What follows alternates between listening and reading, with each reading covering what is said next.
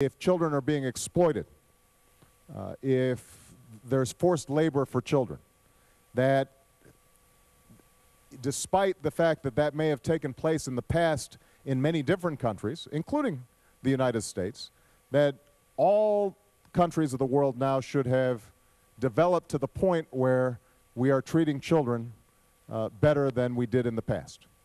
That's a universal value. I believe, for example, the same thing holds true when it comes to the treatment of women.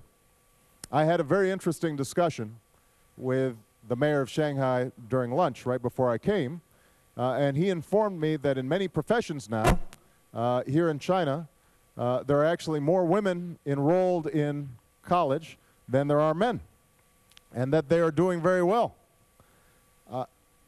I think that is an excellent indicator of progress, because it turns out that if you look at development around the world, one of the best indicators of whether or not a country does well is how well it educates its girls and how it treats its women.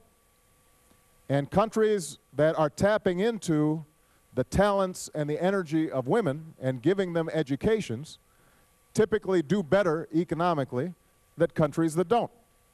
So now, obviously, different cultures may have different attitudes about the relationship between men and women, but I think it is the view of the United States that it is important for us to affirm the rights of women all around the world. And if we see certain societies in which women are oppressed, or they are not getting opportunities, or there is violence towards women, we will speak out. Now, there may be some people who disagree with us, and we can have a dialogue about that, but we think it's important, nevertheless, to be true to our ideals and our values. And when we do so, though, we will always do so with the humility and understanding that we are not perfect, and that we still have much progress to make. If you talk to women in America, they will tell you that there are still men who have a lot of old-fashioned ideas about the role of women in society. And so, you know, we don't claim that we have solved all these problems, but we do think that it's important for us to speak out on behalf of these universal ideals and these universal values. Okay? All right. We're going to take a question from the internet.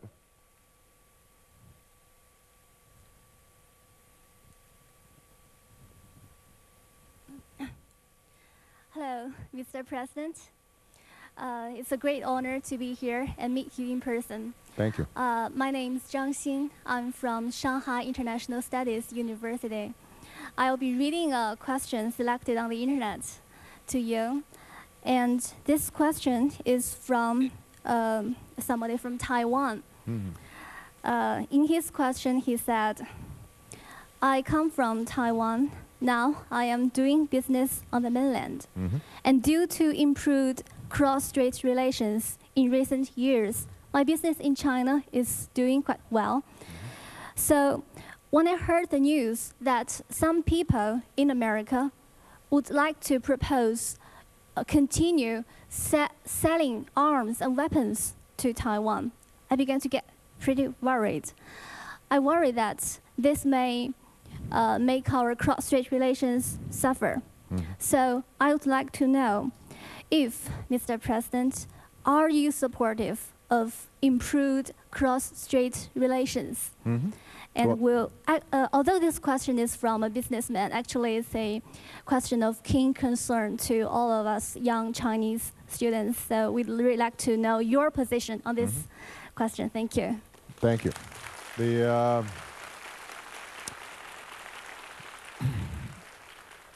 Well, I have been clear in the past that my administration fully supports a one China policy, as reflected in the 3 joint communiques that date back several decades in terms of our relations with Taiwan, as well as our relations with the People's Republic of China.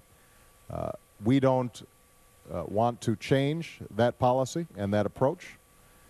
I am very pleased with the reduction of tensions and the improvement in cross-strait relations. And it is my my deep desire and hope that we will continue to see great improvement between Taiwan and the rest of the People's Republic in resolving many of these issues.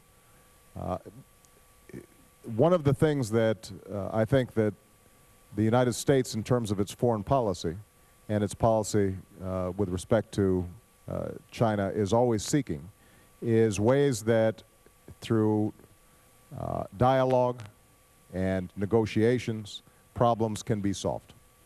We always think that's the better course.